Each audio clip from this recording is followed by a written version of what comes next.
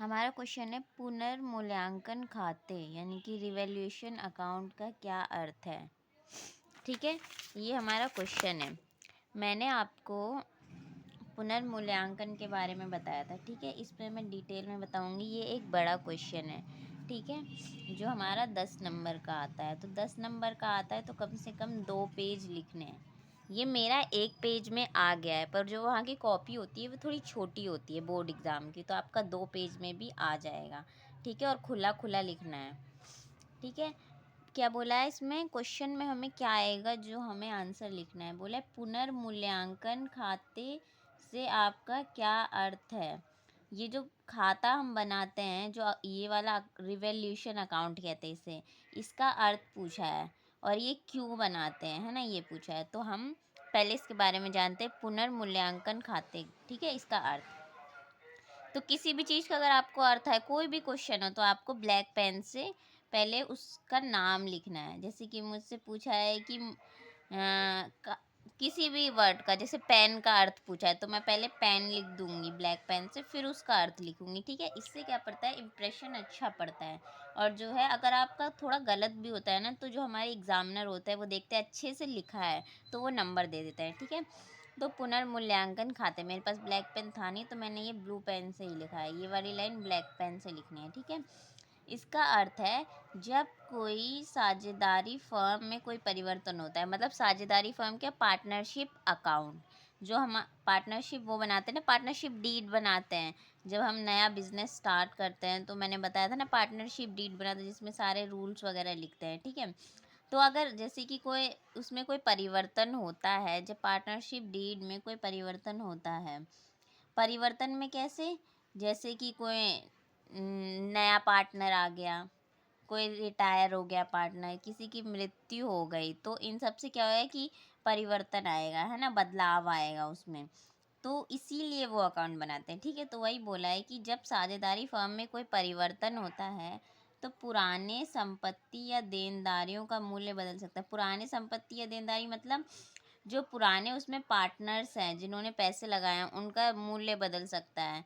मतलब मूल्य मतलब जो उनको और पैसे, हर जैसे कि जो कैपिटल देते हैं, जो बिजनेस में पैसे लगाते हैं वो हर साल लगाते हैं। ठीक है, तो जैसे वो हर साल लगा रहे हैं, तो इस साल तो उनका सेम चल रहा है जो उन्होंने स्टार्टिंग में डिसाइड किया था कि, और अगले साल जो है नया पार्टनर आ गया, तो इसमें क्या है कि उनके कैपिटल बदल जाए। क्या पता वो पहले 10 लाख लगाते थे और नया पार्टनर आने पे वो 8 लाख लगाए, है ना, इस तरह से। तो वही बोला है कि जब कोई साझेदारी फर्म में कोई परिवर्तन होता है, जो पुराने संपत्ति होते हैं, जो पुराने पार्टनर होते हैं, उनका मूल्य बदल जाता है, बदल सकता है। ठीक है, तो इन बदलावों के होने वाले लाभ या हानि को, फिर जो ये बदलाव होता है इससे कितना लाभ हो रहा है, कितनी हानि हो रही है, कितना प्रॉफिट हो रहा है, कितना लॉस होता है, तो उसको जो है इसमें दिखाया जाता है, रिवैल्यूएशन अकाउंट में दिखाया जाता है, मतलब इस खाते में दिखाया जाता है। तो इसे ही कहते हैं रिवैल्यूएशन अकाउंट। ठीक है, और फिर इसे पुराने साझेदारों में लाभ हानि अनुपात में बांटा जाता है। फिर ये अकाउंट बनता है, फिर उसके बाद, इसको बनने के बाद जो भी प्रॉफिट या लॉस होता है, तो वो जो पुराने पार्टनर्स होते हैं ना, उनमें बढ़ जाता है। इसमें नए पार्टनर का भी रोल नहीं है, जो पुराने होते हैं उनमें बढ़ जाता है। ठीक है, और अगला इससे बोला है कि इसे तैयार करने की आवश्यकता क्यों पड़ती है, मतलब ये जो अकाउंट है इसे बनाने की ज़रूरत पड़ती क्यों है। तो इसको, इसके बारे में बताती हूँ।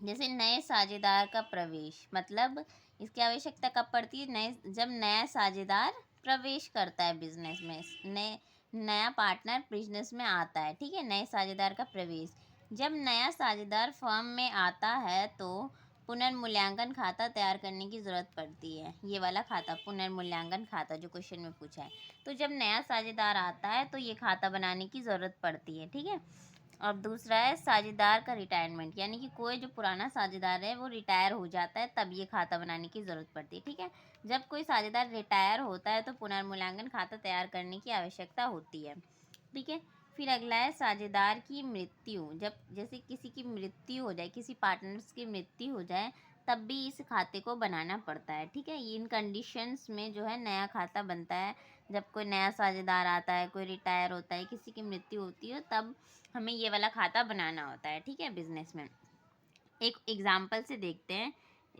इसका जैसे कि ए और बी साझेदार है, ठीक है, एक बिजनेस में ए और बी है, वो जो है वो पार्टनर्स हैं, ठीक है। मशीनरी की किताब में मतलब उनकी जैसे कि हर जैसे किसी भी चीज़ का मूल्य के लिए जो बड़े बड़े बिजनेसमैन हैं उनकी बुक्स होती है कि किस चीज़ का मूल्य क्या होना चाहिए, किस चीज़ का मूल्य क्या होना चाहिए, है ना, इस तरह से।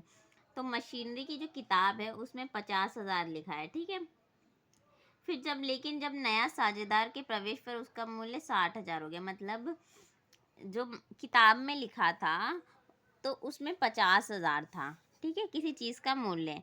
फिर जब नया साझेदार आया तो जो बाजार मूल्य अभी करंट में, जैसे कि मूल्य तो बदलते रहते हैं, रुपीज़ चेंज होती रहती है हर चीज़ की, है ना, तो वो क्या हुआ 60,000 हो गई, ठीक है। मतलब उन्होंने 50,000 जैसे कि लगाए किसी मशीनरी में, अब उसका मूल्य 60,000 हो गया। तो इससे क्या हुआ, बिजनेस वालों को क्या हुआ, प्रॉफिट हुआ 10,000 का, क्योंकि उन्होंने जैसे 50,000 लगाए थे और जब नया साझेदार आया तो उसका बाजार मूल्य 60,000 हो गया। तो उन्हें 10,000 का फ़ायदा हुआ ना, जैसे उन्होंने 50,000 लगाया, अब उसे बेचेंगे तो उन्हें क्या मिलेगा, 60,000 मिलेगा। तो इससे क्या हुआ, 10,000 का फ़ायदा हुआ। तो इसमें क्या है, रिवॉल्यूशन अकाउंट में ये अकाउंट जब बनाएंगे तो इसमें हमें 10,000 का फ़ायदा हुआ, ये हम दिखाते हैं ये अकाउंट जब बनाते हैं तो, ठीक है। अगर मान लीजिए क्या होता है कि 50,000 है और जब नया साझेदार आया तब उसका मूल्य 40,000 हो गया, तो इससे क्या हुआ, 10,000 का लॉस हुआ। तो ये भी जो है उस अकाउंट में हम बनाते हैं, ठीक है। तो इससे जो है हमें पता चलता है कि कितना मूल्य में वृद्धि हो रही है या कमी हो रही है, ठीक है। और जो भी फ़ायदा या प्रॉफिट या लॉस होता है ना, वो जो है पुराने जो साझेदार होते हैं, पुराने पार्टनर्स होते हैं, वो उनमें बांट दिया जाता है। इस टाइम पे नए पार्टनर्स को कुछ नहीं मिलता है, नए पार्टनर्स को आगे चल के धीरे धीरे जो है मिलता है, ठीक है। तो इसी तरीके से ये लिखना है, ये आपको याद रखना है, ये आएगा क्वेश्चन, तो आपको ये आंसर लिखना है। पुनर्मूल्यांकन खाता ये पूछेगा, तो इसके बारे में पूछेगा तो आपको ये सब लिखना है। जैसे मैंने एक एग्जाम्पल बताया, आप क्या करोगे, एक और एग्जाम्पल बता सकते हो, है ना, इससे आपका जो क्वेश्चन बड़ा हो जाएगा। 2 एग्जाम्पल बता दो, 2 उदाहरण बता दो। तो जैसे इसमें मैंने कहा है फर्म में ए बी पार्टनर साझेदार है, ठीक है, पार्टनर है, और आप एग्जाम्पल में बोल देना कि फर्म में मीना, करीना और कटरीना, ये ठीक है साझेदार है। जैसे ये 3 मैंने 2 लिया, आप 3, और दूसरा जो एग्जाम्पल बताना उसमें 3 ले लेना। तो इसमें कि मशीनरी की किताब में आप 50,000 की जगह 1,00,000 लिख सकते हो। फिर जो है बाज़ार मूल्य 1,50,000, इस तरीके से लिख सकते हो, ठीक है। तो इसी तरीके से जो भी फ़ायदा या फ़ायदा वाला उदाहरण ले लेना, जैसे कि इसमें फ़ायदा हुआ, और एक उदाहरण लेना जिसमें लॉस हो।